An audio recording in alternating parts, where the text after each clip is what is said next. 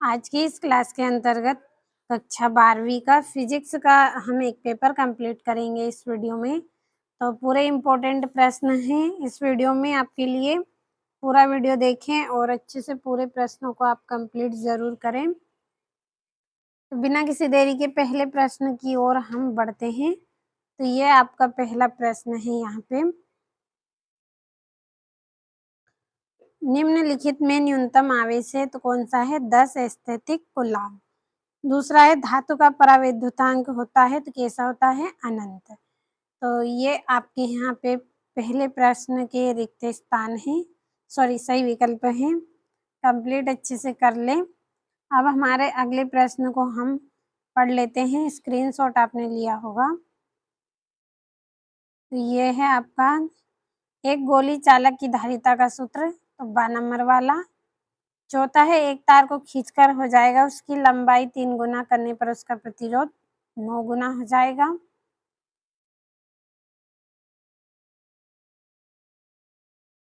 अगले प्रश्न की ओर बढ़ते हैं। तो ये आपका 5वां है और छठा। विद्युत क्षेत्र मात्रक है न्यूटन बटा कूलाम। छठा है फ्लक्स बंधता तथा धारा का अनुपात प्रेरकत्व आएगा इसका। तो कंप्लीट अच्छे से करते चले आप।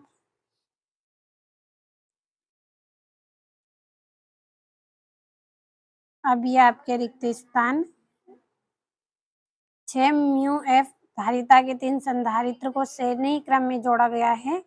तो तुल्य धारिता कितनी होगी? तो 2 होगी इसकी तुल्य धारिता। दूसरा, किसी परिपथ में संयोजित प्रतिरोध का ताप बढ़ाने पर परिपथ में धारा का मान कैसा हो जाता है? तो बढ़ जाता है।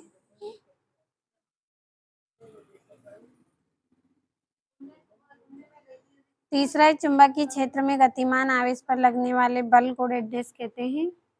कौन सा बल बोला जाता है इसको? लॉरेंज बल। तो इसका आंसर मैं यहाँ पे लिख रही हूँ, लॉरेंज बल। चौथा है विद्युत धारिता का एसआई मात्रक है। क्या है इसका एसआई मात्रक? एम्पियर। तो इसका यहाँ पे लिख रही हूँ एम्पियर। नोट कर लीजिएगा अपनी कॉपी में। और अगला है आपका 5वां। आदर्श आमीटर का प्रतिरोध होना चाहिए तो 0 होना चाहिए। लिख लें आप इसमें 0। छठा, प्रति चुंबकीय पदार्थ की चुंबकीय प्रवृत्ति डैश होती है तो कैसी होती है? ऋणात्मक।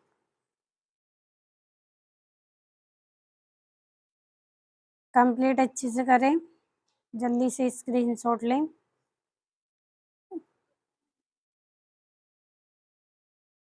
अगले प्रश्न में आपकी जोड़ियां है तो इनको भी भर लेते हैं।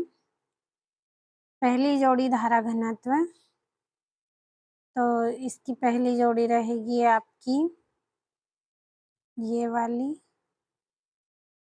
दूसरी आंतरिक प्रतिरोध, तो इसकी ये वाली। तीसरी है चुंबकीय आघूर्ण, चुंबकीय आघूर्ण की ये वाली। चौथा है चुंबकशीलता, चुंबकशीलता रहेगा ये वाला। पांचवा है विद्युत वाहक बल, तो ये वाली। छठी है विद्युत फ्लक्स, तो इसका आएगा आपका ये वाली। कंप्लीट करें। अगले प्रश्न में आपके एक वाक्य में उत्तर है तो कंप्लीट इनको भी कर लेते हैं। तो जल्दी जल्दी स्क्रीनशॉट लें। तो ये यहाँ से एक आदर्श वोल्टमीटर का प्रतिरोध कितना होना चाहिए? अनंत। दूसरा, न्यूनतम संभव आवेश का मान है तो 1.9 गुणित 20-19 कूलाम। तीसरा, विद्युत क्षेत्र में किसी कुचालक पदार्थ के एकांक आयतन में उत्पन्न द्विध्रुव आघूर्ण को कहते हैं, क्या बोला जाता है? इसका आपको करना है। चौथा है किसी चालक के अंदर स्थिर विद्युत क्षेत्र कितना होता है? तो शून्य होता है। नोट कर लीजिए कॉपी में। 5वां किरचॉफ का द्वितीय नियम किसके संरक्षण पर आधारित है? तो ऊर्जा संरक्षण।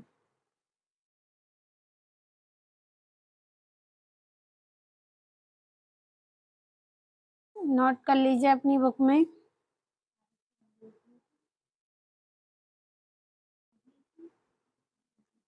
अब बढ़ते हैं अगले प्रश्न की ओर।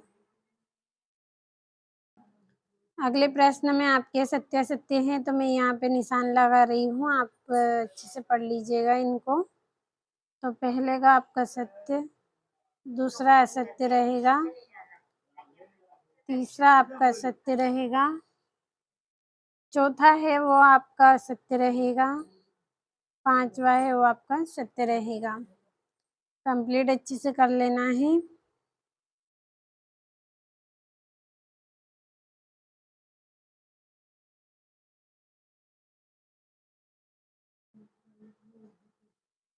अब ये आपका यहाँ से छठा प्रश्न है, तो स्क्रीनशॉट लें आप।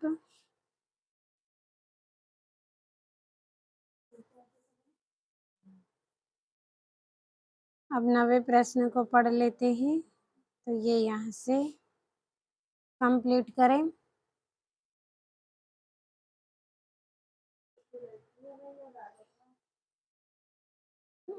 ये यहाँ से भी आपको कंप्लीट कर लेना है। छोटा कर रखा है मैंने इसीलिए कि आप अच्छे से स्क्रीनशॉट ले पाएँ इन प्रश्नों का।